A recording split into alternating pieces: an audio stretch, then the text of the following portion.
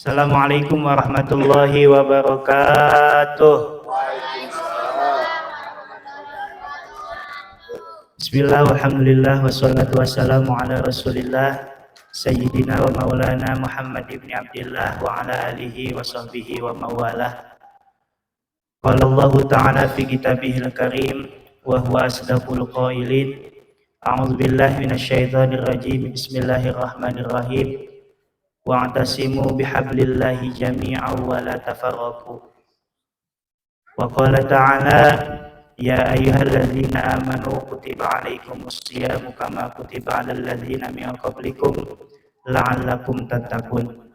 Shadaqallahul 'azim wa shadaqa rasuluhun nabiyyul habibul karim wa nahnu 'ala dzalika minasyahidin wasyakirin walhamdulillahi rabbil alamin.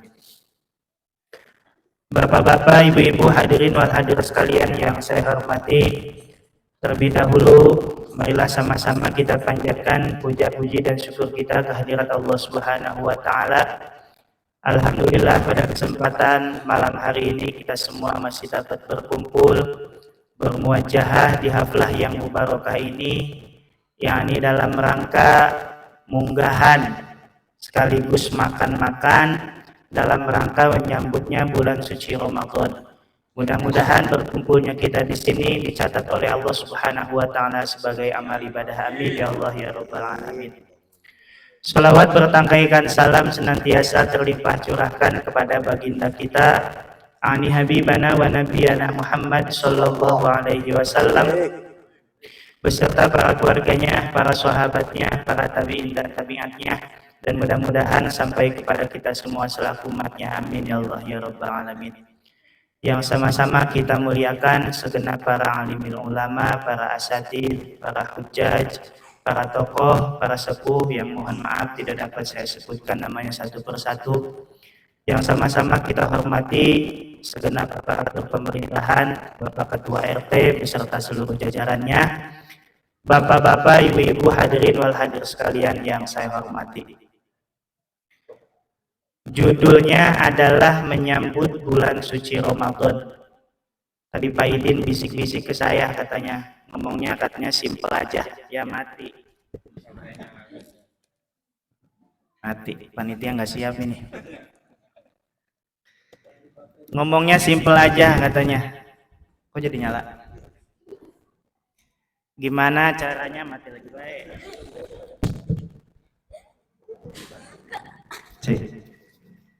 Gimana caranya supaya kita jangan sampai masuk ke bulan suci Ramadan tapi keluar dari bulan suci Ramadan tidak dapat apa-apa.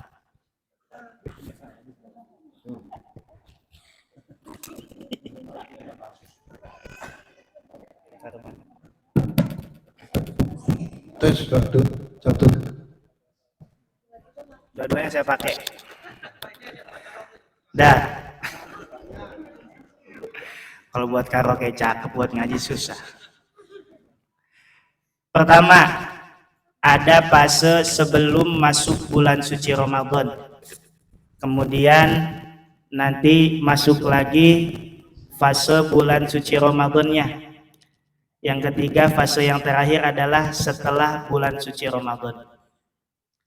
Itu tiga yang akan kita lalui kalau memang ada umur. Ya, kalau memang ada umur. Sebab masalah umur kan nggak ada yang tahu. Dengerin tong, lu makan dia berisik, apalagi nggak makan. Kalau berisik keluar ya. Sebab umur itu nggak ada yang tahu. Mati itu nggak kudu sakit dulu. Mati itu nggak harus tua dulu. Ya. Mati mah rahasia Allah, nggak ada yang tahu. Makanya orang yang masuk ke dalam bulan suci Ramadan itu Allah kasih kesempatan buat dia. Pertama, fase awal adalah fase sebelum bulan suci Ramadan. Apa yang harus kita lakukan? Judulnya Ramadan itu kan bulan yang suci. Ya, bulan yang suci. Kita mau masuk ke situ.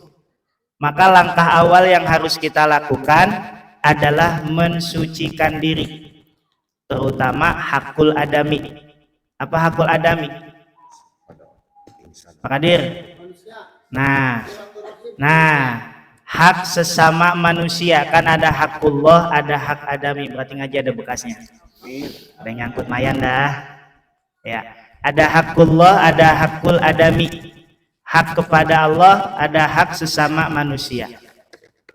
Nah, sucikan diri kita masalah hakul adami. Silahkan istri minta maaf sama suami. Punya salah nggak Bu sama suami? Banyak. Bu, saya nanya ini, ibu punya salah nggak sama suami? Banyak. Udah minta maaf mau puasa? Ah, belum apa enggak? Udah, ntar malam sebelum tidur minta maaf sama suami. Ya. Suami saya di pos mulu. Itu begitu. Kemudian suami juga minta maaf sama istri. Ya, Pak Idin punya salah sama bini? Insya Allah kagak. Insya Allah kagak. Nggak mungkin. Ya, pasti ada salahnya. Suami minta maaf sama bini, bini minta maaf sama suami. Mana lagi? Anak minta maaf sama orang tua. Walaupun si anak udah jadi orang tua. Ngerti nggak ini? Anak kudu minta maaf sama orang tua walaupun si anak udah jadi orang tua. Siapa? Misal Pak Idin, orang tua masih ada, walaupun sekarang udah jadi orang tua kudu minta maaf. Ya, apalagi jarak jauh, ya. Itu pasti ada aja kesalahan kita. Misal orang tua kita padahal kangen sama kita nggak nyamperin. Orang tua mau nyuruh nggak enak, kan seperti itu. Yang ketiga, yang keempat, minta maaflah orang tua kepada anak. Walaupun nggak ada istilahnya orang tua durhaka, nggak ada. Tapi tetap orang tua yang baik itu minta maaf sama anak. Itu seperti itu. Jadi langkah awal yang pertama adalah kita kalau memang mau masuk ke dalam bulan yang suci, kita harus mensucikan diri, terutama hakul adami. Ya, itu suami istri, anak sama orang tua. Yang terakhir adalah tetangga. Ya, sama tetangga minta maaf. Alhamdulillah nih, ya, panitia, nggak tahu saya panitianya siapa, cuma semalam yang datang itu Pak Idin sama Mas Sukron. Ya, alhamdulillah panitia di sini memfasilitasi kita semua untuk bertemu sesama tetangga. Sebab sama tetangga itu sudah ada pasti salahnya. Walaupun nggak berantem, minimal ngomongin. Benar nggak ibu-ibu? Ya, ibu sama tetangga nggak berantem, bos, saya mah baik. Tapi ada nggak salah? Ada, minimal ngomongin. Ya, minimal ngomongin. Gibah itu kalau ngomongin sesuatu yang benar. Ya, misalnya tetangga ibu kawin lagi, suaminya, ibu omongin. Nah, ibu membicarakan sesuatu yang benar, itu namanya gibah.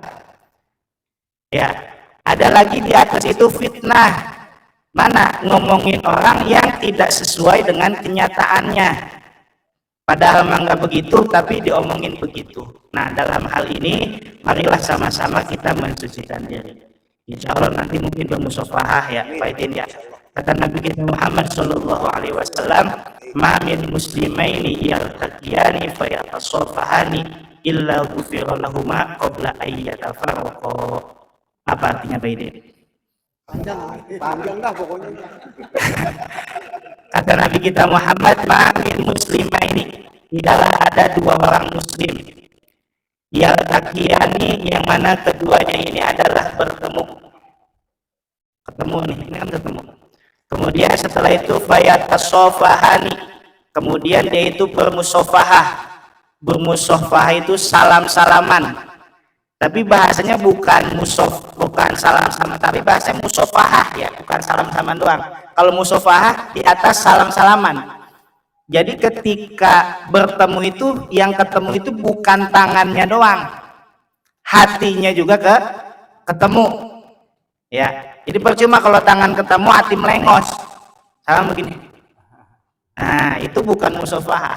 Jadi kalau musafahah mah tangan ketemu hati ketemu. Terus fayatasofani illa ghufira lahuma, kecuali Allah akan mengampuni keduanya. Jadi selama kita salaman itu Allah gugurkan dosa antara si A dengan si B.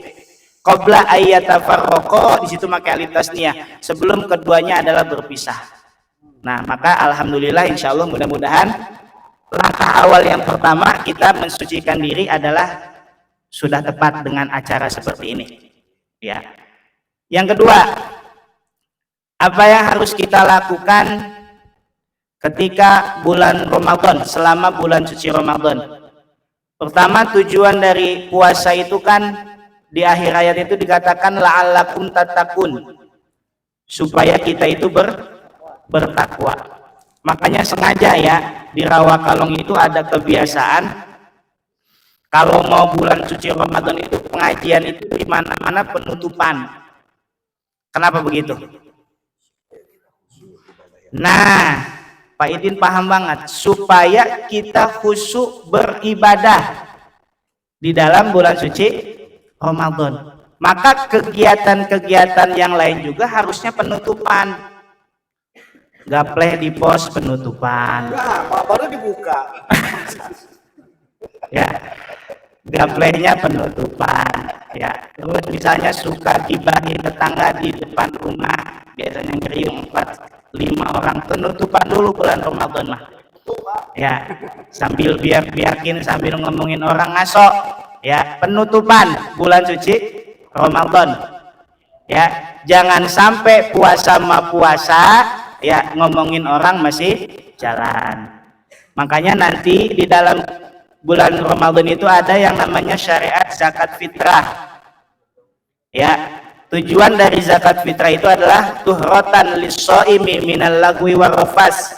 Ya, itu untuk mensucikan orang yang berpuasa minal lagwi warrafas, dari laga dan rofas, omongan-omongan yang enggak penting. Tujuan yang kedua dari zakat fitrah adalah watu matan lil masakin, yaitu untuk memberikan makan kepada orang-orang yang miskin. Maka dalam hal ini silakan ya ibadah di bulan suci Ramadan semaksimal mungkin, sebisa kita. Ya, sebisa kita. Misal bisa baca Al-Quran, baca Al-Quran.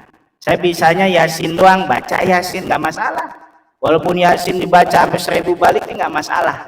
Al-muta'abbadu bitilawati, Al-Quran mah jadi ibadah dengan dibacanya, walaupun nggak tahu artinya. Ya, walaupun nggak tahu artinya. Tapi saya baca Qurannya belum benar, gimana baca tetap baca.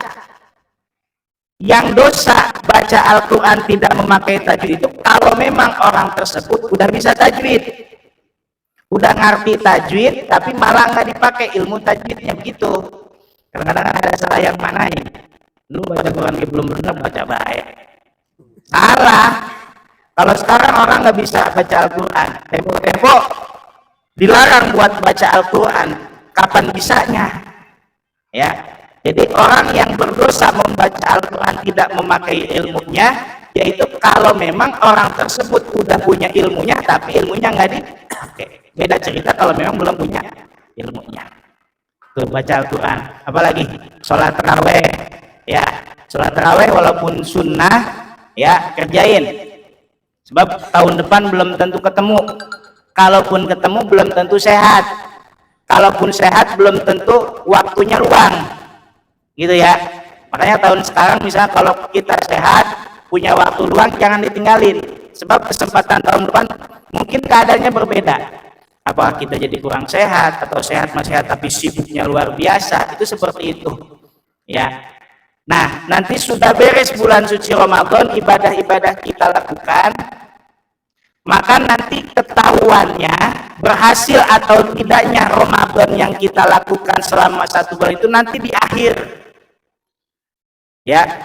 Nanti ketahuannya di akhir setelah Ramadan, ketahuan mana yang puasanya diterima, mana yang ibadah baca Qurannya diterima, ya, mana yang ibadah sholat tarawihnya diterima. Kira-kira indikasinya apa? Tanda-tandanya puasa kita diterima. Perubahan sikap. Maka kalau memang berubah menjadi lebih baik, berarti Ramadan itu ada bekasnya. Ibarat kata dicas mah masuk itu listriknya. Kadang-kadang kan ada HP dicas sama dicas tapi nggak penuh-penuh. Kenapa? Bocor. Ya, kita masuk ke bulan suci Ramadan, tapi setelah bulan suci Ramadan lagu angger baik, berarti kita bocor. Itu seperti itu. Ya, itu seperti itu. Jadi indikasinya lihat aja setelah Ramadan. Ya, lagu kita masih angger nggak yang jelek-jelek nih? Apa ada perubahan kepada yang lebih baik? Kalau memang ada perubahan, berarti memang Ramadan itu berhasil. Kalau memang lagu kita angger baik, ini bahasa Rawakalong, lagunya masih angger baik, berarti ada sesuatu yang bocor. Tinggal kita muhasabah aja, lebah mana bocornya, tambel, supaya tahun depan jangan sampai bocor lagi. Itu mungkin seperti itu. Jadi dalam hal ini, ya, masalah ibadah itu kudu saling. Makanya di dalam Al-Quran ada istilah watawasau bil haqqi watawasau bis sabr. Ya, gimana caranya pasangan kita itu saling mengingatkan.